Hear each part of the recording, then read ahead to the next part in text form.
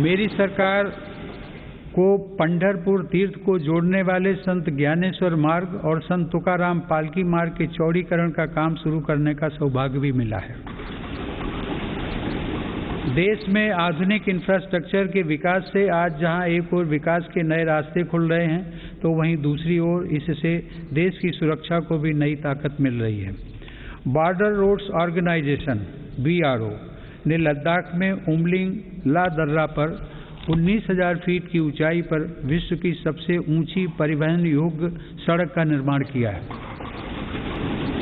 लद्दाख के डेमचोक, उत्तराखंड के जोलिंगकोंग और अरुणाचल प्रदेश के हुरी जैसे सर्वाधिक दूरस्थ गांवों को भी आधुनिक सड़कों से जोड़ा गया है।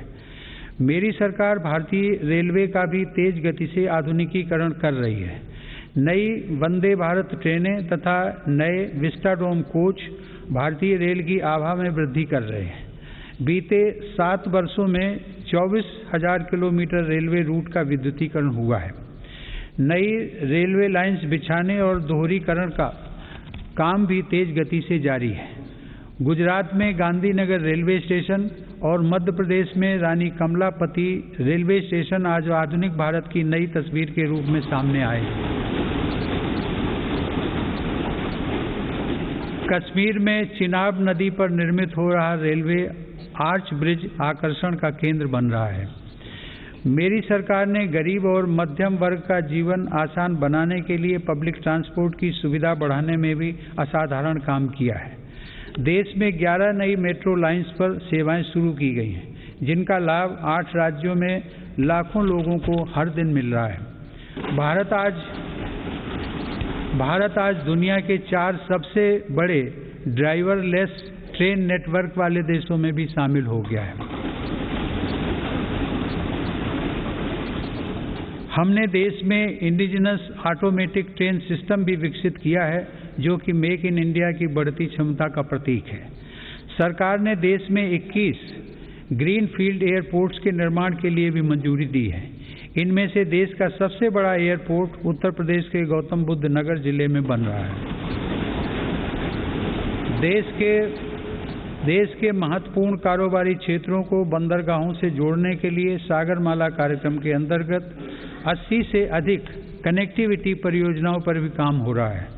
अब तक 24 राज्यों में 5 मौजूदा राष्ट्रीय जलमार्गों और 106 नए जलमार्गों सहित कुल 111 जलमार्गों को राष्ट्रीय जलमार्ग घोषित किया गया है।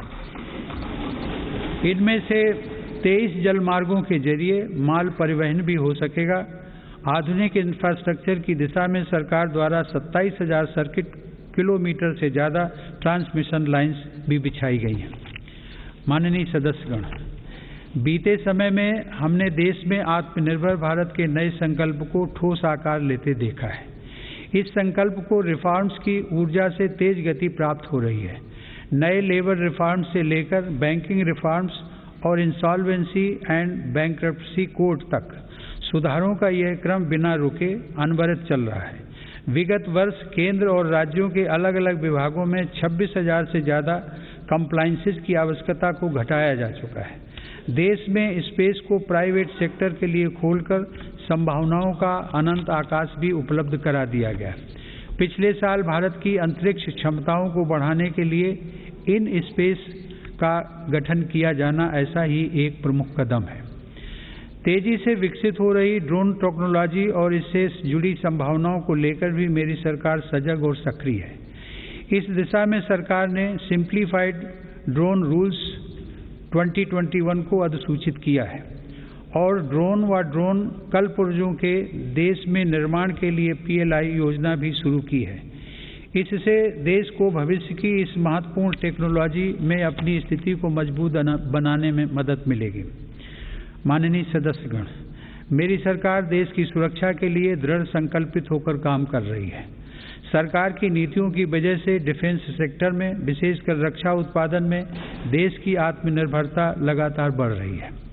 वर्ष 2020-21 में सैन्य बलों के आधुनिकीकरण के लिए जो भी स्वीकृतियां प्रदान की गईं, उनमें 87% उत्पादों में मेक इन इंडिया को प्राथमिकता दी गई।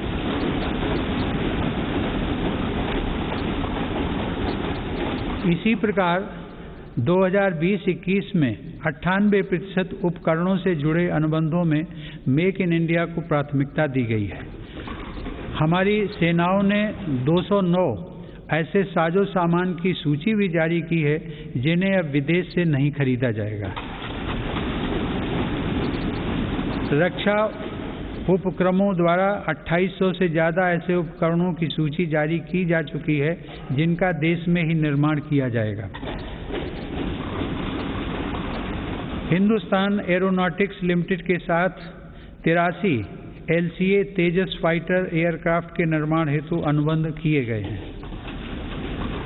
सरकार ने ऑर्डिनेंस फैक्ट्रियों को 7 डिफेंस PSUs का रूप देने के लिए महत्वपूर्ण कदम उठाए हैं। इसके अलावा रक्षा क्षेत्र में प्राइवेट सेक्टर और स्टार्टअप्स को तेजी से बढ़ावा देने के लिए भी सरकार प्रतिबद्ध है।